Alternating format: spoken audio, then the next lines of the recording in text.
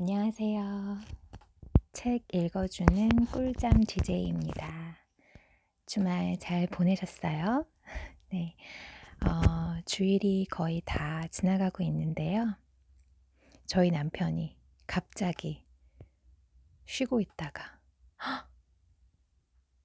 놀라운 소식이야. 구독자가 한 명이 생겼어. 그러는 거예요. 너무 웃기죠? 그래서 깜짝 놀라서 저도 들어가 봤더니 진짜 구독자 한 명 돌파했더라고요. 감사합니다.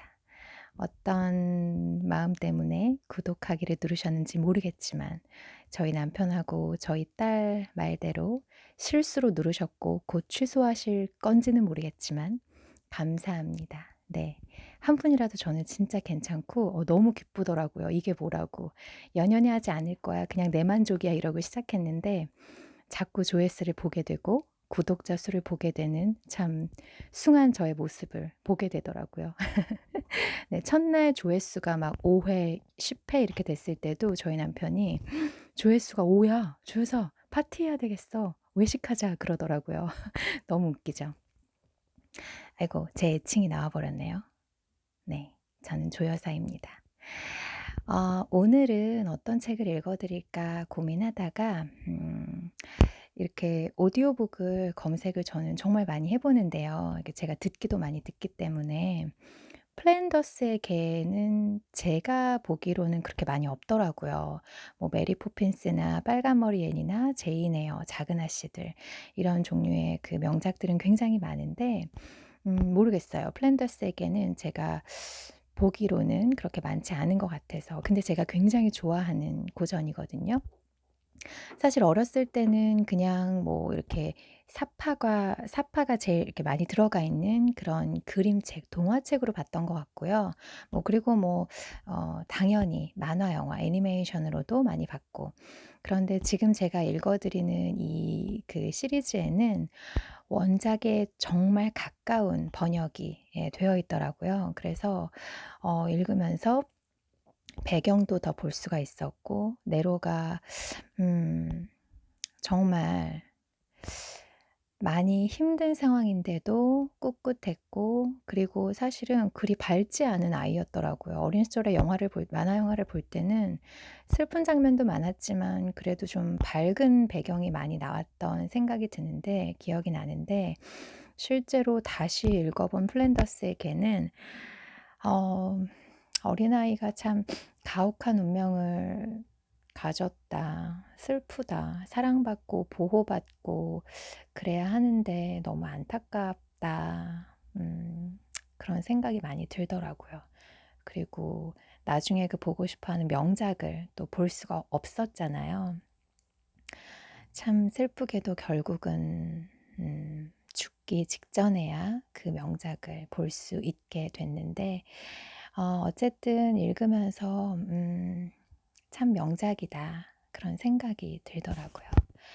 제가 읽어 드릴게요. 여러분도 귀로 잘 읽어 주세요. 플랜더스의 개, 위다 글, 프랜시스 브런디지 그림, 햇살과 나무꾼 옮김. 이 대부분의 책들이 그렇겠지만 그 지은이에 대해서 조금 알고 나면 그 지은이의 성장 과정을 좀 보게 되면 그 책이 이런 배경에서 이런 사람의 생각으로 쓰였구나라는 걸 알 수 있잖아요.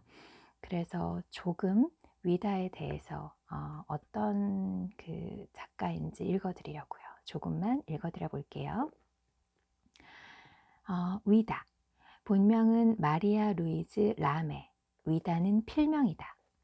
이 필명은 어린 시절 그녀가 루이즈라는 이름을 잘못 발음한 데서 비롯되었다고 한다.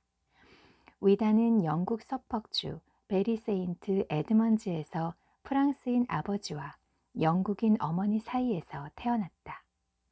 어릴 때부터 책을 읽고 글을 쓰는 것을 좋아했던 위다는 1860년 포도밭의 그랑비를 연재하면서 작가로 데뷔했다. 이 작품은 3년 뒤 속박이라는 제목으로 재출간되었다. 위다는 생애 대부분을 영국 런던에서 지냈지만 아버지가 세상을 떠난 뒤 1874년 이탈리아 피렌체로 이주해 말년까지 이탈리아에서 살았다. 이 사이에 그녀의 작품 중 가장 유명한 플란더스의 개가 세상 밖으로 나왔다. 위다의 초기 작품들은 꿈이나 공상의 세계를 동경하고 감상적인 정서를 중시하는 낭만주의적 경향을 보였으며 상류사회를 그린 연애소설로 대중들의 사랑을 받았다. 플란데스의 개에서 시내를 돌아다니며 수레에 실린 우유를 파는 넬로와 파트라슈의 모습은 당시 벨기에의 시대상과 비교해도 손색 없을 만큼 사실적이며 두 작품 모두 가난한 사람들의 현실을 연민하고 부조리한 사회 현실을 비판하는 사실주의적 작품으로 평가받는다. 위다의 작품은 특히 아름다운 배경 묘사가 뛰어나다. 플란더스의 개는 벨기에의 플란더스, 브라반트, 항구 도시 안트베르펜 등 그 지역 풍토가 고스란히 느껴지며 뉘른베르크 난로는 알프스 자락에 있는 오스트리아의 티롤, 독일의 로젠하임과 뮌헨에 이르기까지 섬세한 자연 묘사가 펼쳐진다.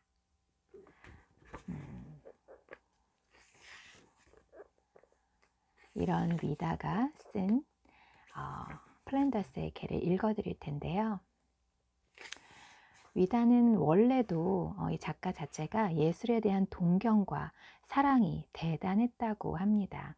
그래서 아마 이 책에서 이 넬로가 루벤스의 그림을 그렇게 열망하고 동경하고 보고 싶어 했나 봐요. 그래서 저걸 볼 수만 있다면 난 죽어도 좋아 라고 파트라슈에게 얘기하죠. 한번 읽어보겠습니다. 플란더스에게 크리스마스 이야기. 넬로와 파트라슈는 세상에 단 둘뿐이었다.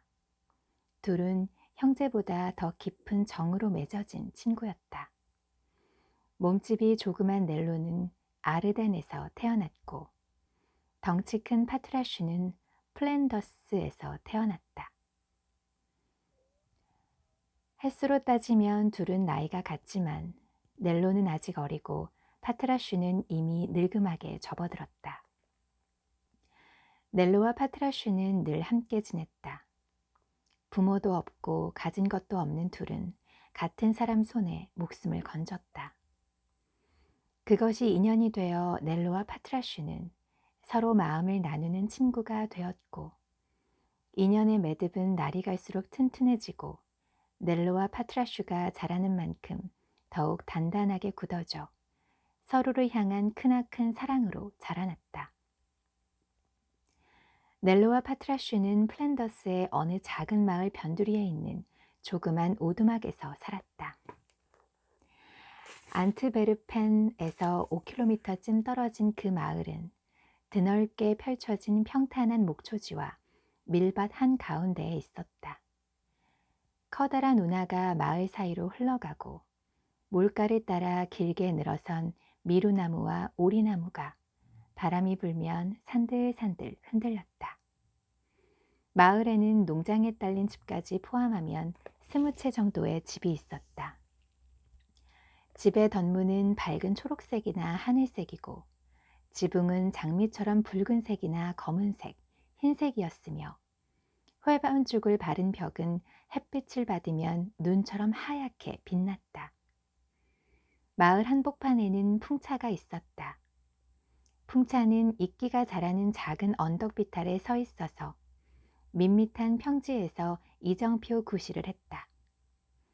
갓 세워졌을 때는 날개까지 온통 새빨간 색이었지만 그것은 이미 50년도 더 지난 옛날 일이었다. 그 시절 나폴레옹의 병사들이 먹을 밀가루를 빻던 풍차는 햇볕과 비바람에 시달려 이제는 불그스름한 갈색으로 변해 있었다.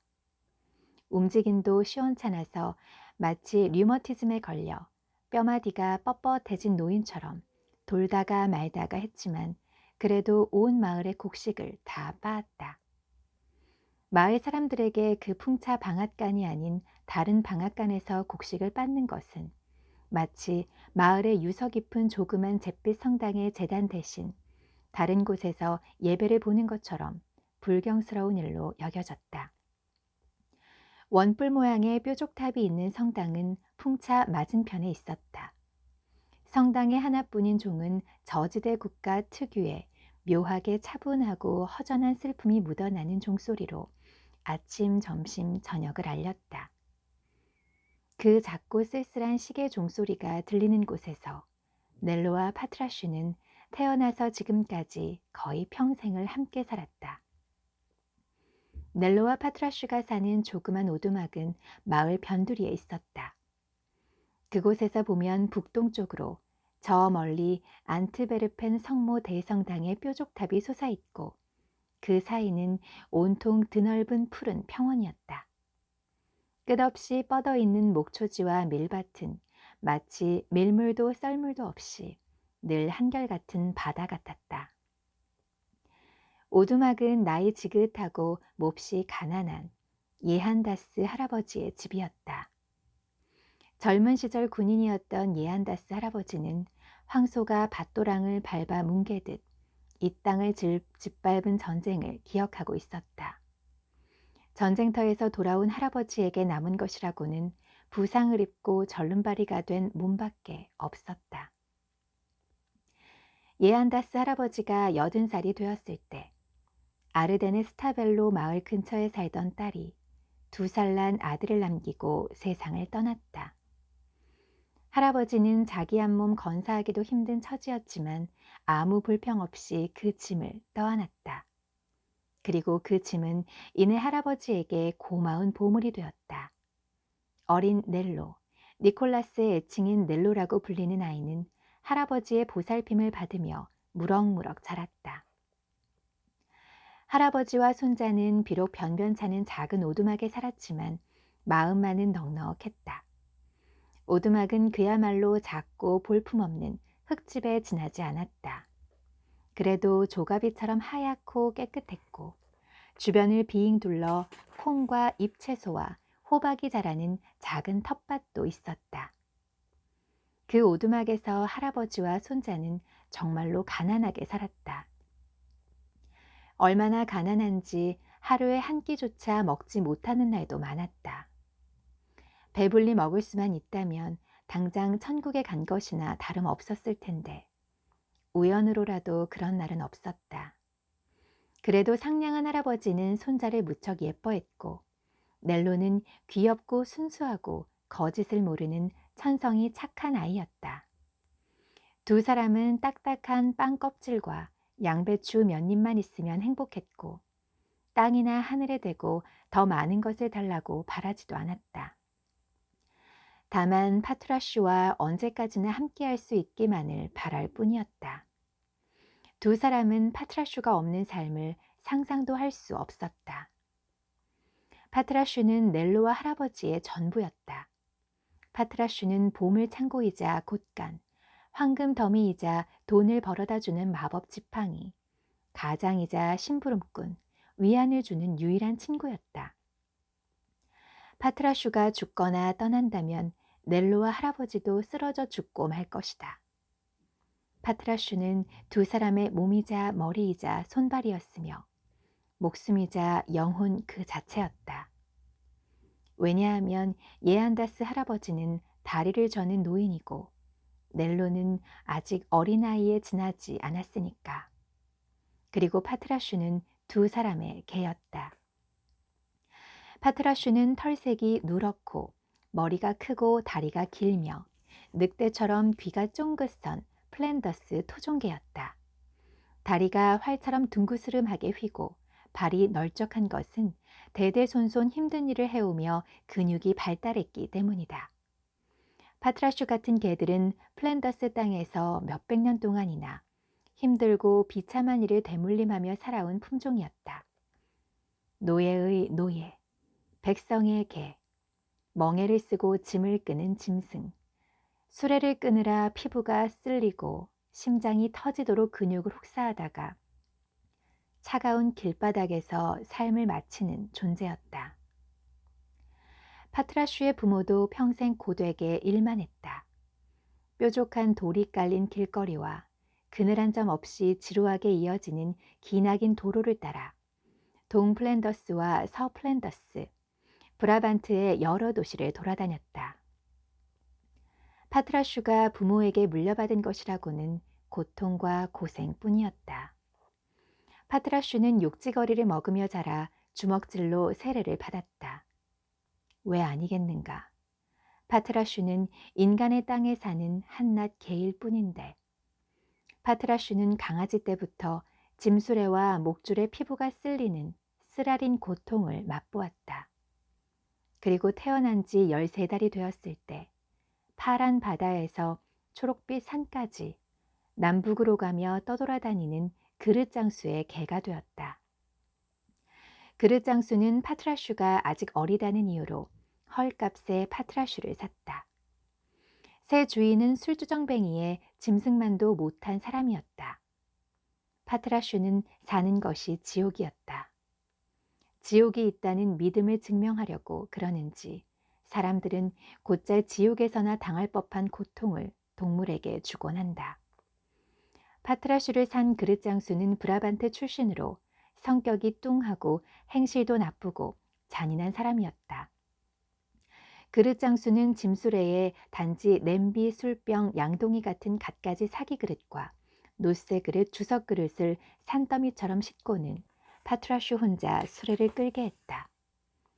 그동안 자기는 옆에서 시커먼 담뱃대를 물고 뚱뚱한 몸을 느릿느릿 움직이며 어슬렁어슬렁 걸어가다가 도중에 술집이나 찻집이 나오면 어김없이 들르곤 했다.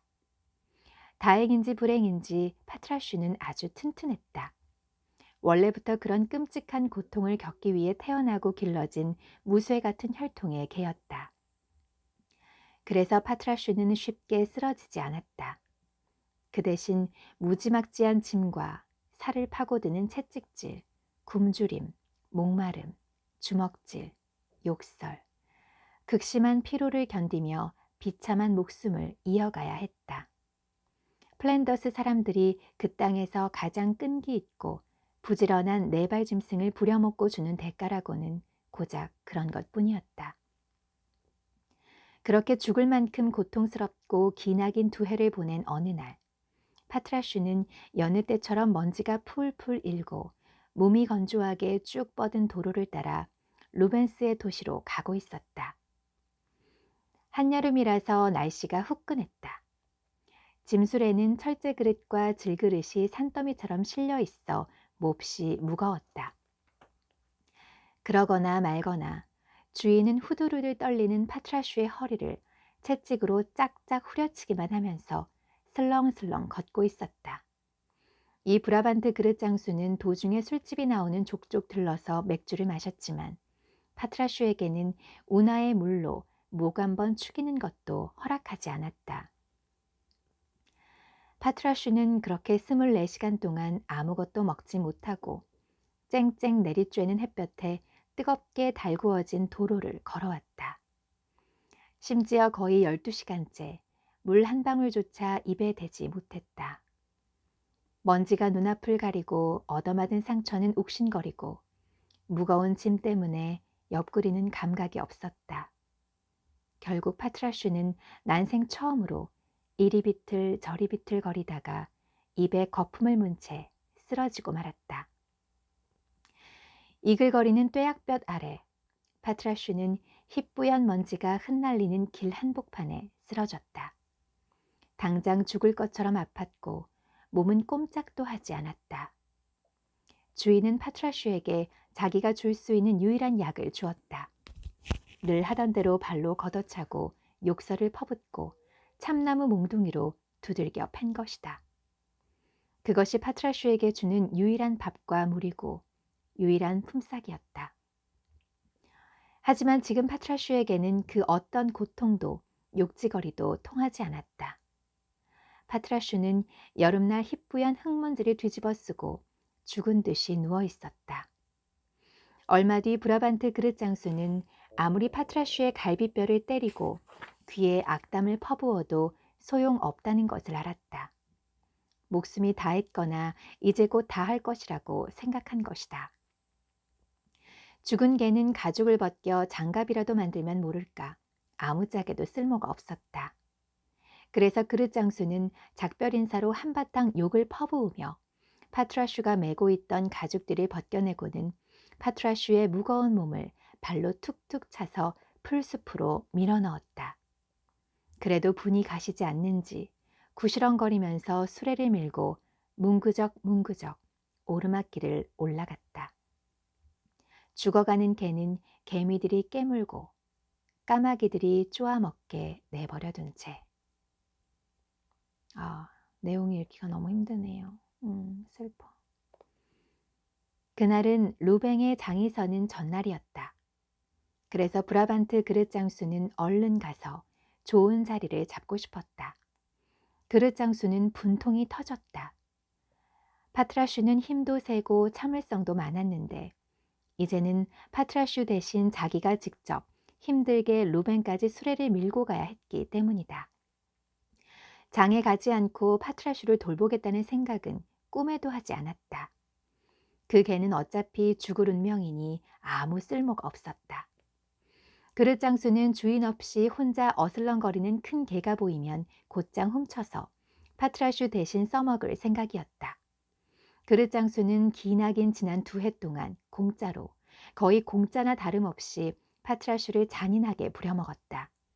여름이나 겨울이나 날씨가 궂은 날이나 좋은 날이나 가릴 것 없이 아침부터 저녁까지 쉴 새 없이 일을 시켰다.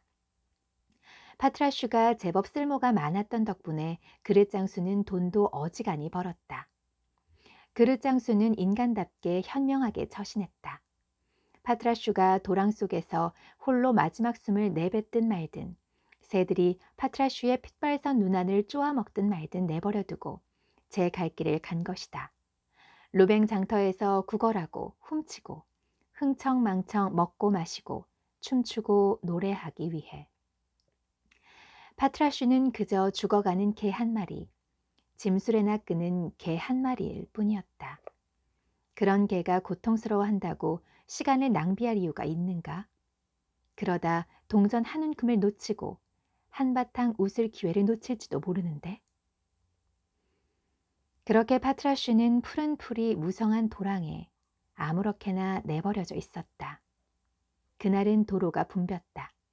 루뱅으로 가는 수많은 사람이 걷거나 노새를 타고 혹은 마차나 수레를 타고 즐겁게 길을 재촉했다.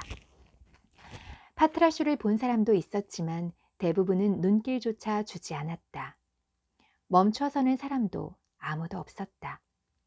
죽은 개 한 마리쯤은 브라반트에서는 아무것도 아니었다. 아니, 아마 세상 어디에서도 아무것도 아닐 것이다.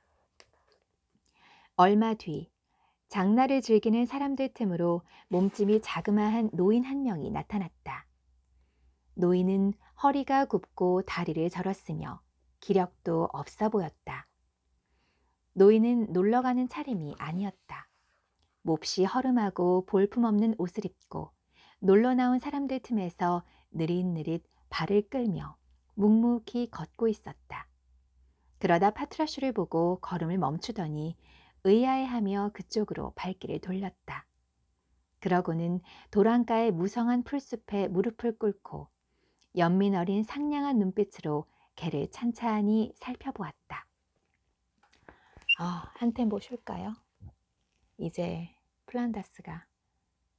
파트라슈가 살았네요.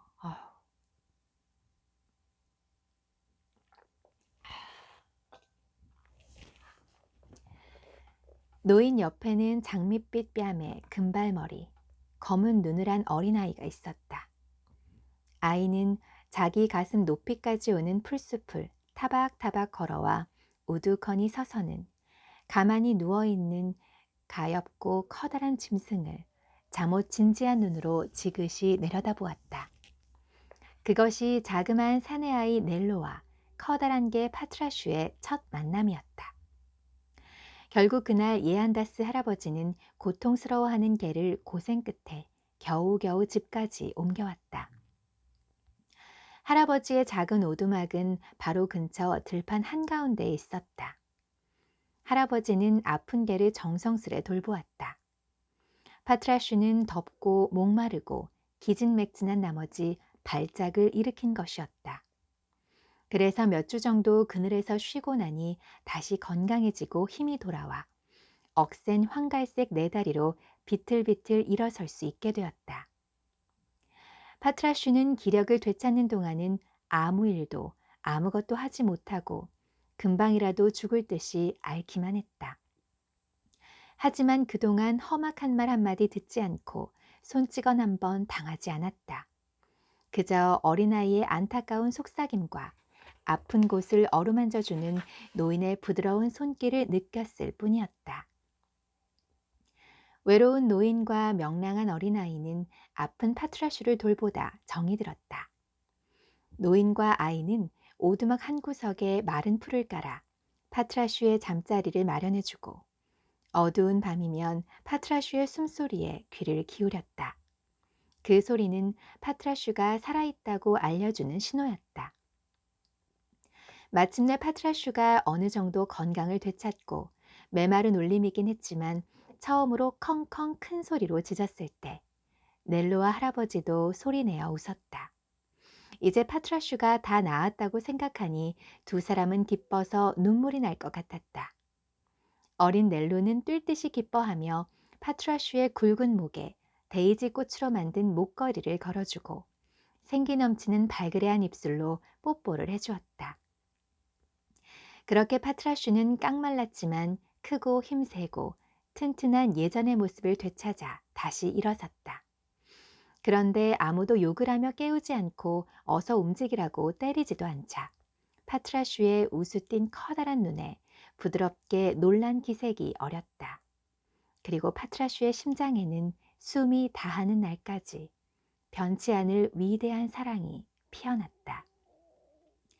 파트라슈는 개이기 때문에 감사할 줄 알았다. 파트라슈는 바닥에 엎드린 채 진지하고 그윽한 갈색 눈으로 친구가 된 두 사람의 움직임을 지켜보며 오랫동안 곰곰이 생각에 잠겨 있었다. 그즈음 군인 출신인 예안다스 할아버지는 딱히 먹고 살 길이 없었다.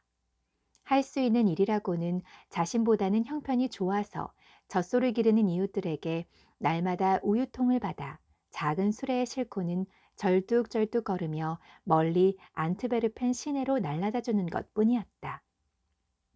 마을 사람들은 어느 정도는 할아버지를 도와주려는 마음에서 그 일을 맡겼지만 사실 그보다는 정직한 배달꾼에게 자기네 우유를 나르게 하고 자기들은 집에서 정원이나 텃밭을 가꾸고 소나 닭을 돌보는 것이 더 좋았기 때문이다.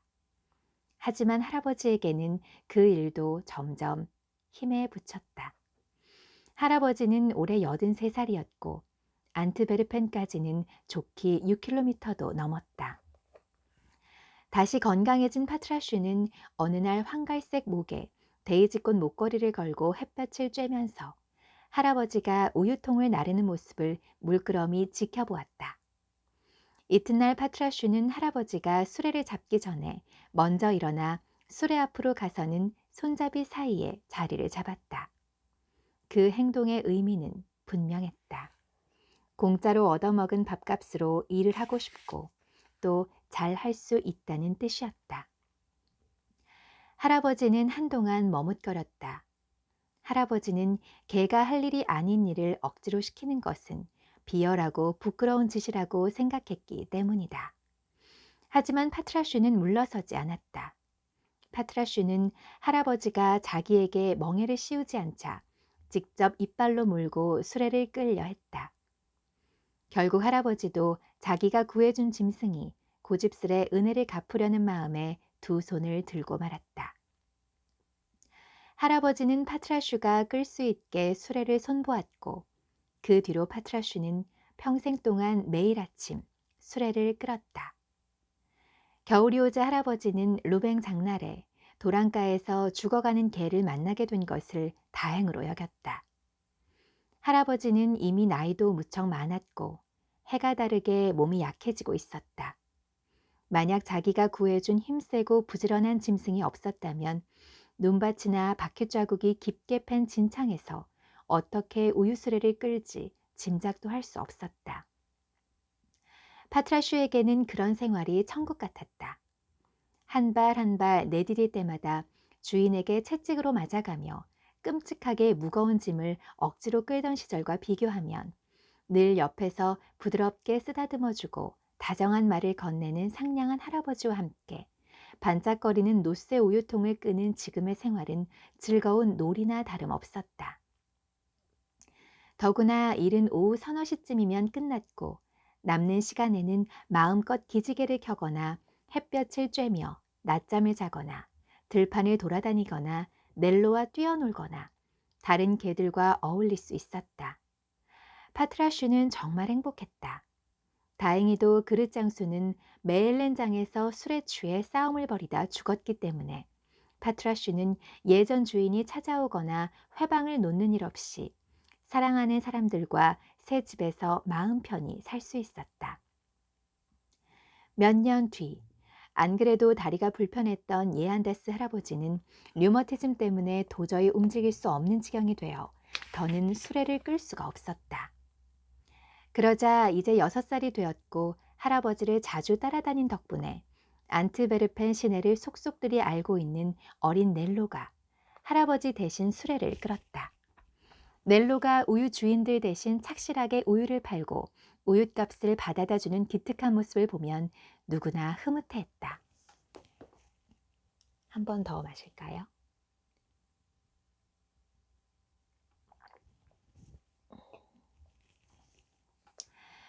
아르덴 소년 넬로는 생김새가 예쁘장했다.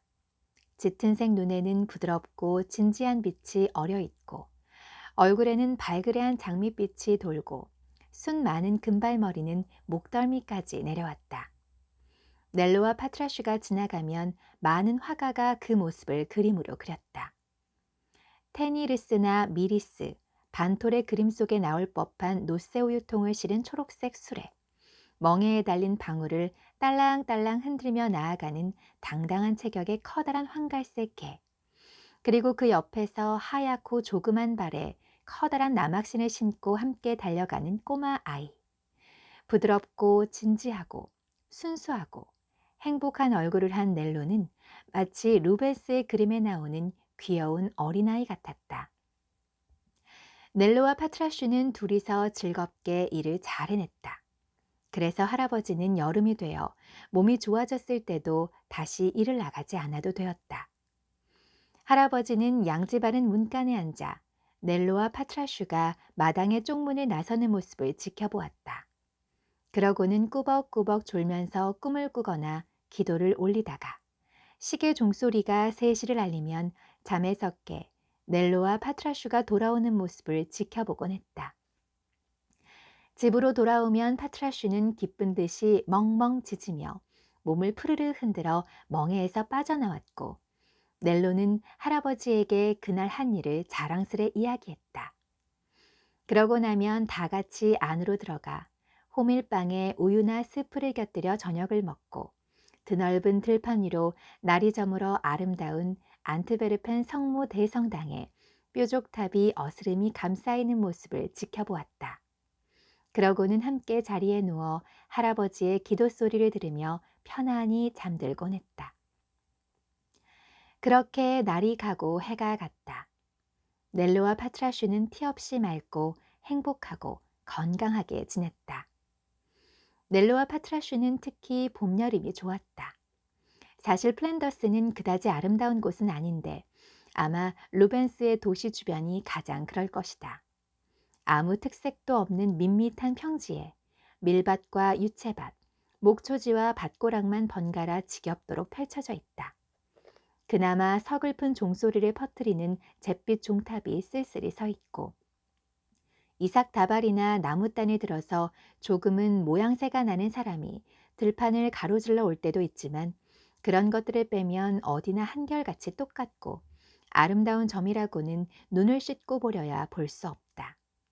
그래서 산속이나 숲속에서 살던 사람이 이 광대하고 황량한 평야를 접하면 지루하고 아득한 감옥에라도 갇힌 것처럼 답답해한다.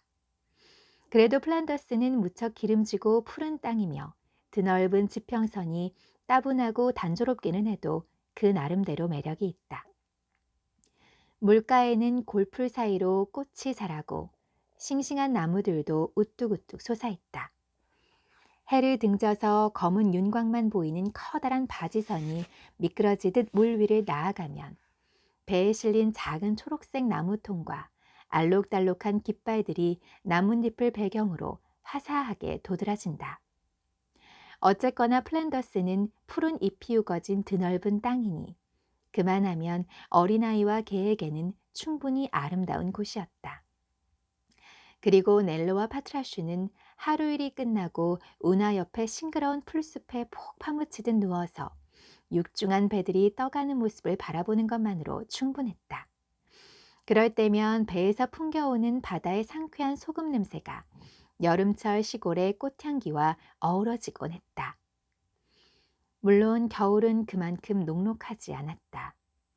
해도 뜨지 않은 새벽에 살을 애는 추위 속에서 일어나야 했고 배불리 먹을 수 있는 날이 거의 없었으며 추운 밤이 찾아오면 오두막은 헛감보다 나을 게 없었다. 그나마 따뜻한 철에는 무성한 포도덩굴이 담벼락을 보기 좋게 타고 올라 오두막도 제법 예쁘게 보였다.